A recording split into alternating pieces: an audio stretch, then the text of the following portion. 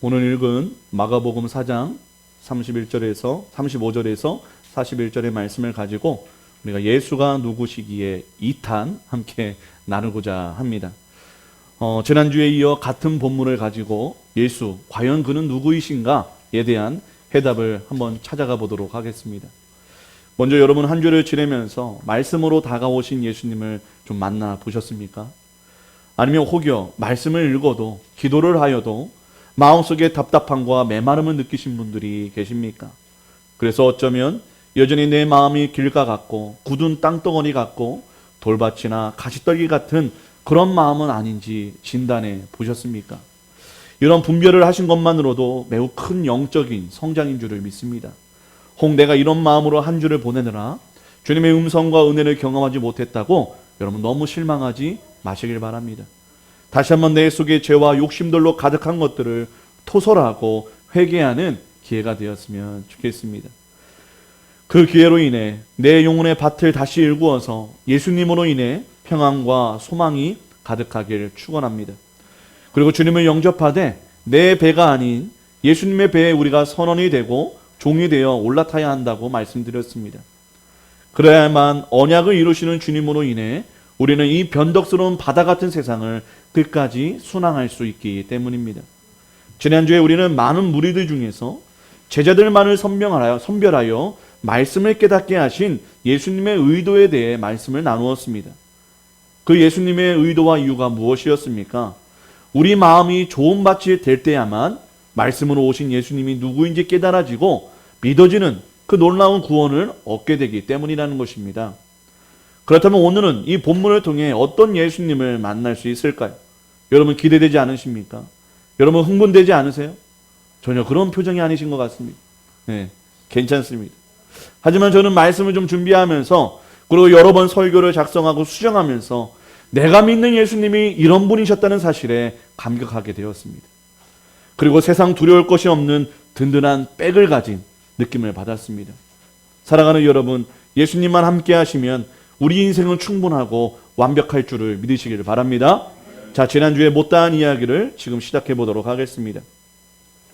지난주에 이어 동일한 질문으로 나아갑니다. 과연 우리가 믿고 있는 예수님은 누구이십니까? 저는 이렇게 표현하고 싶습니다. 전지전능하신 예수님. 우리 예수님은 말씀으로 오신 하나님이시기도 하지만 전지전능하신 하나님입니다 라고 선포하고 싶습니다. 35절과 36절 말씀에 예수님은 고된 말씀 사역으로 매우 지치셨음을 우리는 보게 됩니다. 그리고 다른 복음서에는 가이사랴 지방으로 가시기 직전에 각색 병 걸리고 귀신 들린 사람들을 고치시고 구원해 주신 장면이 나옵니다. 그것을 볼 때 예수님은 말씀만 전하신 것이 아니라 마태복음 8장에 나병 환자와 백부장의 하인 그리고 베드로의 장모 그 외에 많은 귀신 들린 사람들을 치유하고 쫓아내신 사역들을 한 것을 보게 됩니다.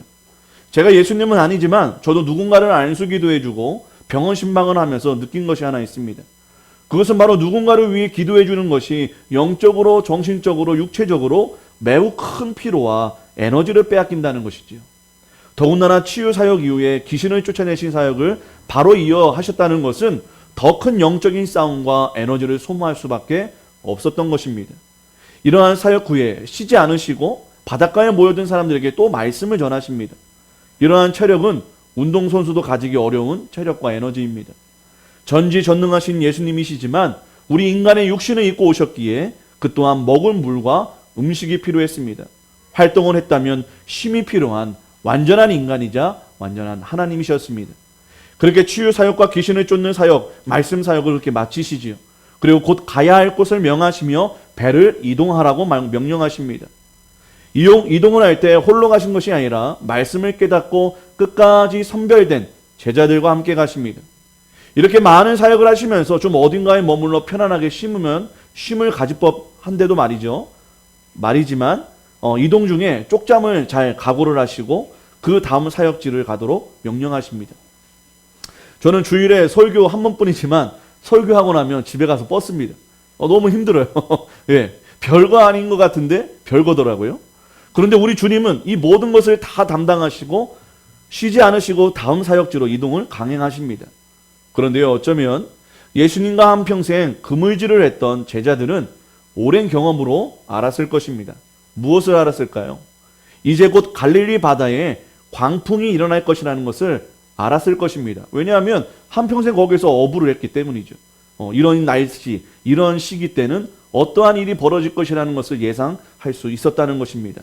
하지만 그들은 내색하지 않고 주님의 말씀에 순종합니다. 왜냐하면 예수님의 사역과 가르침이 이 세상의 스승과는 달랐기 때문입니다.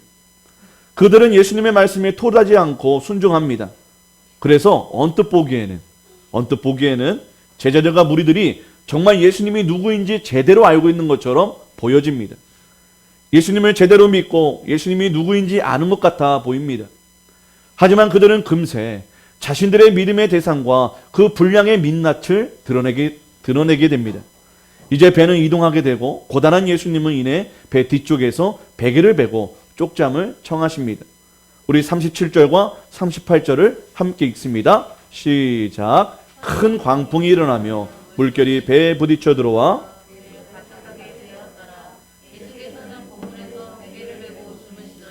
제자들이 깨우며 이르되 예수님이여 우리가 죽게 된 것을 돌보지 아니하시나이까 하니, 순종함으로 기세 좋게 배에서 노르졌던 제자들에게 어쩌면 예상했던 기후변화였을 것입니다. 그런데요, 문제는 예상한 것보다 비교할 수 없는, 그리고 지금껏 경험해보지 못한 큰 광풍이 불었다는 것입니다. 이 광풍으로 물결이 배를 치다 못해 파도가 높아져 뱃속에 물이 들어오기 시작합니다. 점점 배에 물이 가득 차 위험할 지경에 놓이게 된 것이지. 제자들이 혼비백산합니다. 갑자기 이 모든 환란의 주범이 예수님인 것 같아 원망스럽습니다. 예수님이 가자고 하셨기 때문이죠. 동시에 지금 어떤 상황인지도 모른 채 잠만 주무시고 계신 예수님이 어이가 없습니다. 그보다도 이제 정말 수십 년 어부 생활 속에서도 경험 못한 이 엄청난 광풍과 파도 앞에 죽음이라는 두려움이 제자들에게 엄습합니다. 이 상황에 대해서야 제자들의 본심과 본색을 드러냅니다. 제자들의 정체를 드러내기 위해 어쩌면 가장 최적의 환경을 만난 것일 수도 있을 것 같습니다. 이런 말이 있지요. 그 사람을 진정 알기 위해서는 함께 여행을 떠나야 한다고. 연애를 하고 사람을 알기 위해선 좀 어렵고 힘든 일들을 서로 해봐야만 그 사람을 진정 파악하게 되기 때문입니다. 사랑하는 여러분, 저는 앞서 예수님과 한 배에 탄 제자들을 이렇게 표현했습니다. 말씀을 듣고 깨달은, 그래서 믿음으로 선별된 제자들이라고 소개했습니다. 왜냐하면 예수님 자신도 따로 제자들을 불러서 이 비유의 비밀을 말씀해 주셨기 때문입니다. 이러한 비밀을 알고 말씀을 깨달은 그들이야말로 예수님을 제대로 아는 자들이어야 했습니다. 하지만 그들이 감당할 수 없는 환난과 문제가 눈앞에 닥쳐오니까 스스로 예수님에 대한 불신의 피드백을 보여줍니다.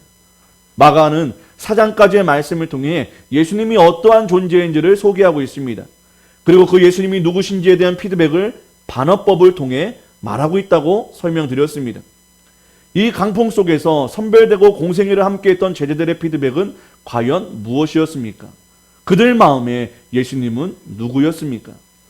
38절에서 알 수 있듯이 전능하신 하나님의 아들이 아니었습니다. 죄와 죽음의 권세를 이기고 구원할 메시아가 아니었습니다. 그저 세상의 여느 스승, 리더, 지도자 정도로 신뢰했다는 것입니다. 그들은 자신들이 불가능한 일 앞에서 예수님도 한낱 사람에 불과했던 것입니다. 그들은 예수님을 선생님이라고 부릅니다. 헬라어로 선생님은 디다스칼레입니다. 디다스케가 가르치다인데요, 말 그대로 선생님입니다. 그 이상의, 그 이하도 의미가 없는 것이지요. 제자들조차도 예수님은 세상에 말하는 4대 성인 정도로 좋은 선생님 뿐이었습니다. 마가는 이 제자들의 믿음의 상태를 꼬집으면서 동시에 예수가 누구인지 그들의 믿음에 상관없이 분명하게 우리에게 말해주고 있는 것입니다. 그래도 믿고 의지할 대상이 예수님밖에 없었기 때문에 제자들은 예수님을 흔들어 깨웁니다. 주무시는 예수님께 원망과 다급함을 가지고 외칩니다. 예수님께 우리가 죽겠으니 어떻게 좀 해주십시오. 이 상황이 어떻게 주무실 수 있습니까? 우리가 다 죽겠습니다, 선생님이라고 외쳐댑니다. 저는 이 장면에서 예수님도 저도 제자들에게 속았다는 사실을 발견하게 됩니다. 예수님과 공생애를 함께 해온 제자들, 그 누구보다 예수님의 말도 안 되는 질병을 고치신 능력을 눈앞에서 보았을 것입니다. 사람들을 괴롭히고 죽게 만드는 그 많은 귀신들도 쫓아내는 능력도 그들은 눈앞에서 목도했습니다. 그 똑똑하고 권위 있는 바리새인과 사두개인과의 논쟁에서도 그들의 입을 다물게 하신 예수님의 지혜를 옆에서 보았던 그들입니다. 비유로 말씀하셨지만 친히 따로 제자들을 불러 비유를 풀어주시며 말씀을 해석까지 해주신 예수님이셨습니다. 예수님은 그 이전에도 자신이 누구인지를 계속해서 알리십니다. 마가복음 2장 28절에 보면 이러므로 인자는 안식일에도 주인이라 스스로를 안식일의 주인이라고 말씀하십니다. 이 말은 자기 자신이 하나님이라는 뜻이에요. 마가복음 3장 11절은 어떻습니까? 귀신 들렸던 자들이 먼저 예수님을 향해 하나님의 아들이라고 고백할 때 제자들도 함께 있었다는 것입니다. 그렇다면 예수님이 누구신지는 알아야 되는 거 아닌가요? 이 정도까지 예수님께서 보여주시고 말씀해 주셨다면 선생님이 아니라 창조자, 전능자 하나님, 그의 아들 예수 그리스도라고 부르짖음이 이 제자들의 입에서 나와야 하는 것은 아닐까요? 하지만 제자들은 여전히 자신들이 따라다니는 예수님이 누군지를 몰랐습니다. 어줍잖게 믿고 순종하다가 이제 다 죽게 된 것이지요. 사실 제자들은 예수님이 이스라엘의 왕이 될 것을 기대했습니다. 예수님이 왕이 되면 개국공신으로 한 자리씩 얻고 싶었습니다. 쉽게 말해 먹고 사는 거, 권력과 권세를 줄 민족의 지도자 정도로 생각했던 것이지요. 과연 예수님이 어떻게 자연을 이기고 다스릴 수 있다고 제자들은 꿈도 못 꿨을 것입니다. 예수님이 광풍 속에 무엇을 할 수 있을 것이라고 생각했을까요? 그 어떤 기대를 가지고 예수님을 깨운 것이 아니라 오죽 답답하니까 예수님을 깨워 원망과 절망의 소리를 지른 것입니다. 결국 예수님이 가르치신 것과 제자들이 배운 것은 다른 것이었습니다. 동상이몽이었던 것이지요. 그 대단한 제자들마저 예수님이 누구신지 몰랐다는 것입니다. 지난주에 이어 또 한 번 묻습니다. 여러분들에게 예수님은 누구십니까? 오늘 본 본문의 제자들처럼 세상의 허다한 좋은 리더, 선생, 지도자, 성인, 멘토로 교양 과목 교수 정도의 예수님으로 여기시고 이 자리에 설교를 듣고 계십니까? 주식이나 부동산에 대한 지식과 경향을 알려줘서 돈 버는 방법을 알려주는 강사나 유튜버 정도로 예수님을 의지하고 있는 것은 아니십니까? 그래서 예수 믿으니까 오히려 비난받고 길이 막힐 때마다 예수님이 원망스럽습니까? 내 문제는 아무리 예수님이라도 해결할 수 없다는 믿음이 가득하십니까? 그렇다면 오늘 이 말씀을 한번 들어보시기를 바랍니다. 39절입니다. 함께 읽어볼까요? 시작. 예수께서 깨어 바람을 꾸짖으시며 바다더러 이르시되 잠잠하라 고요하라 하시니 바람이 그치고 아주 잔잔하여지더라. 예수님께서 그 피곤하신 몸을 즉시로 일으켜서 바람을 꾸짖습니다. 그리고 명령하십니다. 잠잠하라 고요하라. 그렇게 말씀하시니 언제 그러냐는 듯이 바다가 잠잠해집니다. 여러분, 바닷가에 사는 사람들의 특징이 하나 있습니다. 바로 미신과 무속신앙이 매우 강하다는 거예요. 왜 그럴까요? 사람이 바다를 잘 섬겨야 바다의 신이 노하지 않고 안전하게 어부들이 생계를 이어갈 수 있다고 믿기 때문입니다. 우리의 인간은 자연을 두려워합니다. 미지의 힘이기 때문이죠.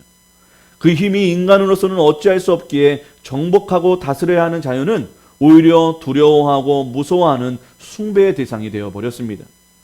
하지만 천지 만물을 창조하시고 다스리시는 예수님의 모습은 어떠하십니까? 우리 인간처럼 바다에 구슬하고 제사를 드리면서 그 바다를 위로하고 계십니까? 아니면 바다를 향하여 혼을 내며 꾸짖고 명령하여 잠잠케 하십니까? 어느 누가 바다를 향해 꾸짖고 컨트롤할 수 있습니까? 어느 누가 천지 만물을 다스릴 수 있겠습니까? 오직 창조자이자 전능자이신 여호와 하나님만이 이러한 권능을 가지고 계신 줄을 믿으시기를 바랍니다. 또한 그의 아들 예수님께서도 동일한 능력과 권세를 가지고 계심을 믿으시기를 바랍니다. 39절에 재미있는 표현이 하나 있는데 예수님께서 잠잠하라라고 명령하실 때 이 잠잠하다의 원어의 의미가 피곤하게 만들다, 기진맥진하게 만들다 라는 뜻이 있습니다. 예수님께서 바다를 갑자기 피곤하게 만드셨다는 거예요. 갑자기 기진맥진하게 만들어 버리셨다는 것입니다.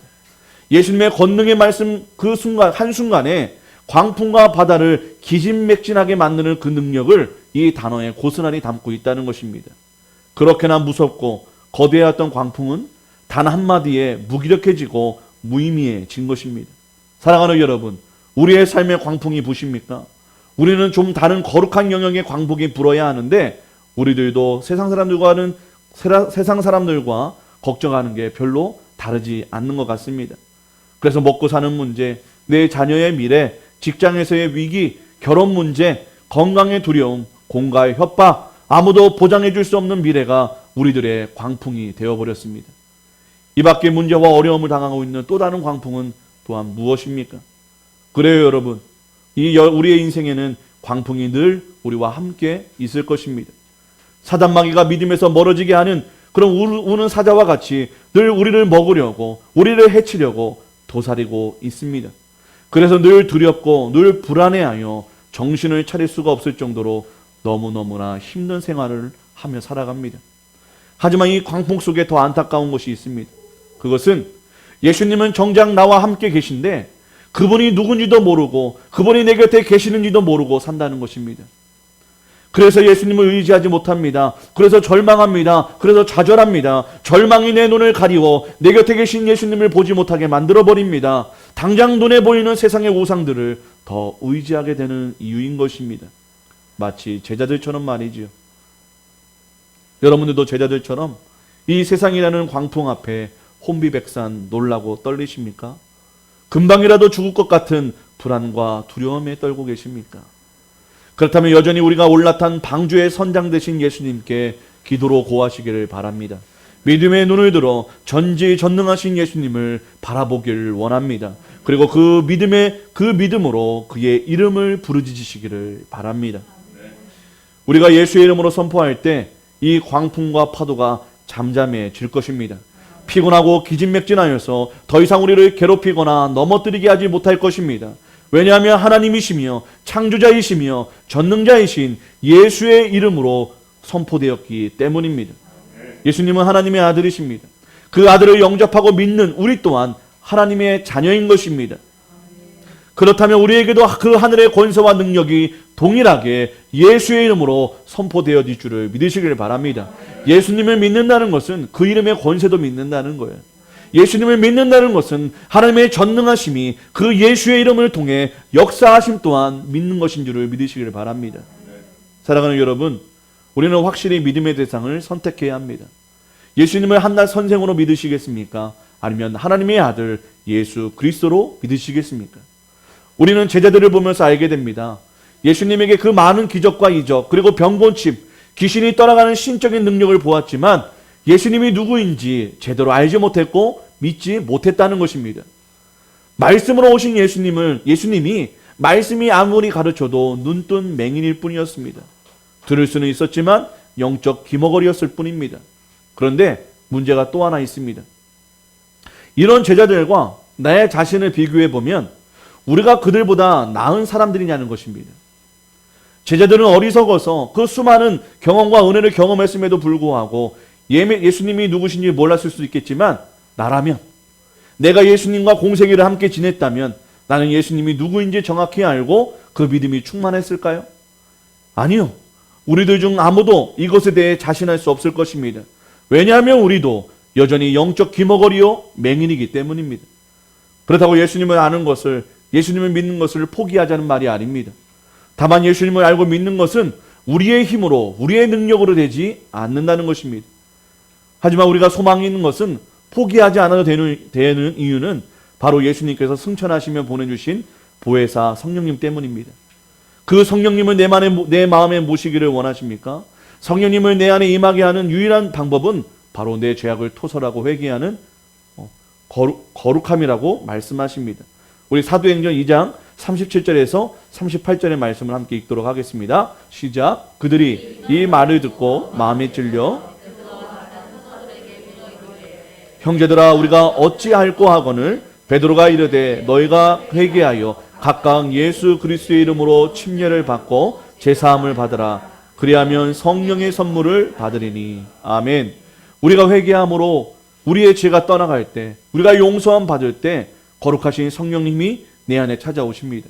찾아오실 뿐만 아니라 예수님의 말씀과 그가 하신 일들을 생각나게 하신다고 말씀하십니다.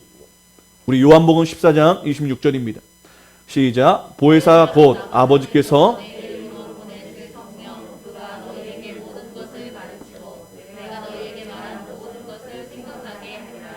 아멘. 여러분, 우리가 예수를 깊이 알기 원하십니까? 그리고 예수님이 내 삶의 광풍과 바람을 잠잠케 하시기를 원하십니까? 그렇다면 우리가 성령 충만해야 될 줄을 믿습니다. 성령이 임하실 때 베일에 쌓이고 비밀로 남아있던 말씀과 하나님의 뜻이 깨달아지게 될 것입니다.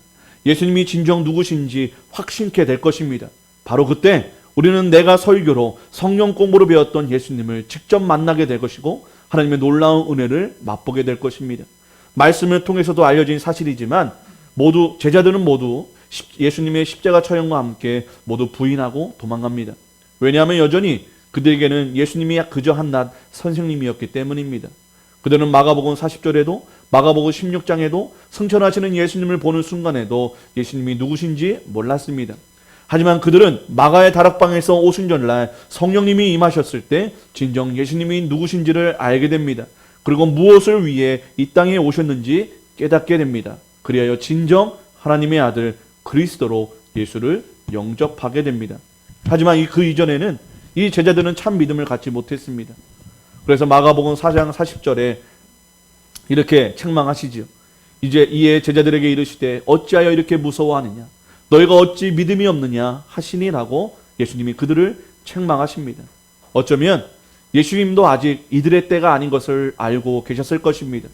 그럼에도 여전히 곁에 있어도 알지 못하고 믿지 못하는 어리석고 연약한 제자들을 향한 안타까운 탄식이 우리를 향해서도 들리는 것은 왜일까요?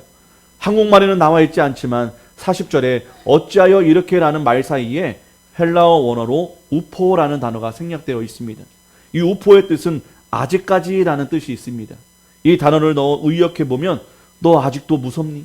이 거친 광풍이 부는 바다를 잠잠케 하는 나 예수가 네 옆에 있음에도 불구하고 너는 여전히 아직도 나를 못 믿겠니? 라고 해석할 수 있다는 것입니다. 현대인 성경으로 보면 이렇게 나와 있습니다.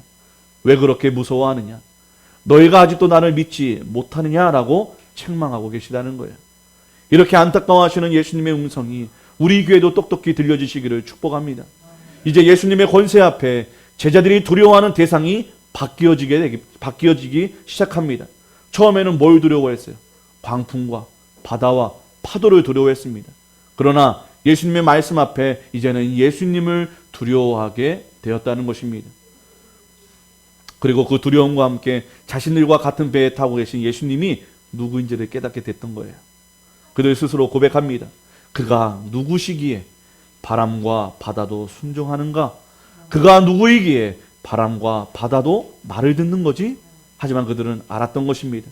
예수님이 선생님이 아니라는 것을, 예수님이 리더요, 멘토요, 선지자요, 한 나라의 왕 정도의 수준이 아니라는 것을 깨달았다는 것입니다. 그들의 고백은 선포가 아닌 스스로 자문하는 혼잣말이었지만 그들의 신앙 고백이 흘러나온 것을 보게 됩니다. 그렇다면 여러분, 바람과 바다도 순종케 하시는 그가 누구이십니까? 하나님의 아들 예수님인 줄을 믿으시기를 바랍니다. 하나님이신 예수님만이 내 죄와 죽음을 용서하시고 구원하실 수 있는 이심을 믿으시기를 바랍니다. 그리고 지금 내 삶을 옥죄어 오는 모든 광풍을 다스리시고 막아주실 수 있는 유일한 구원자이심을 믿으시기를 바랍니다. 그 예수님을 우리가 경외했으면 좋겠습니다. 경외는 두려움과 존경이 함께 있는 것입니다. 또 존경과 끌림이 함께 있는 것입니다. 모든 것을 맡겨드리는 신뢰의 마음이 바로 경외 속에 있다는 것입니다. 예수님의 능력을 경험했을 때 제자들은 더 이상 광풍이 두렵지 않았습니다. 동일하게 우리도 예수님의 전능하심과 구원하심을 경험할 때 세상이 두렵지 않게 될 줄을 믿습니다. 여러분, 우리 자녀들을 좀 들어봤으면 좋겠어요. 우리가 왜 매주 예배 드려야 합니까? 매주 예수님께 기도하고 찬양하고 하나님께 왜 나아가야 합니까? 알고 있어요? 왜 그래야 되는지? 첫 번째는 우리는 하나님을 예배하기 위해 만들어졌기 때문입니다. 그래서 예배를 안 드리면 우리의 목적이 잃어버리게 되고 흔들리게 되고 부셔지게 됩니다. 그래서 세상에 망할 길로 갈 수밖에 없는 거예요. 죽음의 길로 갈 수밖에 없는 거예요. 그리고 우리는 어떤 존재냐? 너무너무 연약한 존재. 그래서 작은 바람이 불어도 마음이 녹아버리고 또 길을 잃어버리는 눈뜬 맹인이자 귀머거리이기 때문입니다. 그리고 그 맹인과 귀머거리는 자신들의 방법, 이 세상 사람들이 살아가는 방법으로는 온전히 절대로 살아갈 수 없어요. 여러분, 우리가 모양은 똑같지만 우리는 다른 사람들입니다. 학교에서 공부 같이 한다고 똑같은 사람이 아니라 우리는 포도주예요. 그들은 물이고. 그래서 살아가는 방법이 달라요. 하나님을 예배하고 하나님을 진정할 때 우리가 공부하는 것이 의미가 있는 거예요. 우리가 목적을 가지고 꿈을 꾸는 것이 의미가 있는 거예요. 하지만 하나님을 섬기지 않고 하나님을 모르는 자들이 공부하고 수고하고 애쓰는 그 모든 것들은 모래 위에 세운 집이라는 거예요. 한순간에 무너지고 허무하게 없어져서 결국 지옥 갈 인생들이라는 것입니다. 우리의 가는 길과 우리가 갈 곳은 그들과 완전히 다른 거예요. 그래서 우리는 하나님을 예배해야 돼요. 그래서 하나님을 찾아야 돼요. 그래서 기도해야 돼요. 어렸을 때부터 예수님 믿는 거를 여러분 귀찮아하지 마시기 바랍니다. 목사님도 어렸을 때 교회 매주 나가는 거 좋았어요. 왜? 친구들이 많이 있어서. 예수님 잘 몰랐어요. 하지만 어려울 때마다 예수님을 부르짖었어요. 그래서 버틸 수 있었어요. 죽지 않고 자살하지 않고 포기하지 않고 이때까지 살아올 수 있는 유일한 힘은 세상 친구들의 위로가 아니었어요. 부모님들의 어떤 위로가 아니었어요. 하나님께 부르짖고 기도할 때 주시는 하나님의 은혜, 하나님의 위로, 그것을 찬양으로 올려드리며 그것을 이겨낼 수 있는 힘이 오직 여호와 하나님, 우리 주 예수 그리스도 한 분께로부터 흘러나왔다는 것입니다. 여러분, 예배드리는 거 별거 아닌 것 같죠? 아니에요. 여러분의 인생을 변화시키고 여러분을 끝까지 승리할 수 있는 유일한 힘과 능력을 받는 통로가 예배예요. 그래서 예배해야 돼요. 귀찮아하지 마세요. 부모님 말씀에 순종하시고 예배에 나오시길 바랍니다. 그것이 여러분의 가장 큰 능력이 되고 길이 될 줄을 믿습니다. 우리는 하나님의 설명서이자 안내자인 예수님 안에서 살아가는 길밖에는 없을 것입니다. 이 사실을 인정하고 순종하시길 바랍니다. 나이가 많거나 적어도 지식이 많거나 적어도 건강하거나 병들었어도 이 진리는 변함이 없는 것입니다. 세상이 두려워 예수님을 부르짖고 계시다면 제대로 기도하고 계신 것입니다. 사랑하는 여러분, 평안하면 감사함으로, 힘들다면 믿음을 가지고 전능하신 예수님을 부르짖고 찾으시길 바랍니다. 만나시길 바랍니다. 그의 이름만이 바람과 바다를 다스리는 권세가 있기 때문입니다. 바람과 바다를 다스린다면 그 어떤 세상의 시련과 문제 또한 예수님께서 다스리시고 잠잠케 하실 것입니다. 기진맥진하게 하셔서 그 어둠의 권세를 무력하게 하실 것입니다. 결국 예수의 이름을 통해 우리가 승리케 될 것입니다. 그래서 예수님이 우리의 소망인 것입니다. 우리 그 예수 이름을 믿읍시다. 그 예수님을 부르짖읍시다. 그 예수님의 권세를 내 삶 속에 체험해 보시기를 바랍니다. 그리하여 날마다 우리의 입술에 만사형통이 찾아오더라도, 거친 풍파가, 거친 광풍이 나를 두렵게 할지라도 주는 그리스도시요 전능하신 하나님의 아들이라는 믿음의 피드백이 우리 마음 깊은 곳에서부터 흘러나와 나를 통해 예수의 이름이 높여지고 널리 전해지는 예수님의 제자, 하나님의 자녀 되시기를 주님의 이름으로 축원드립니다. 우리 말씀을 마음에 새기며 나는 믿네. 우리 함께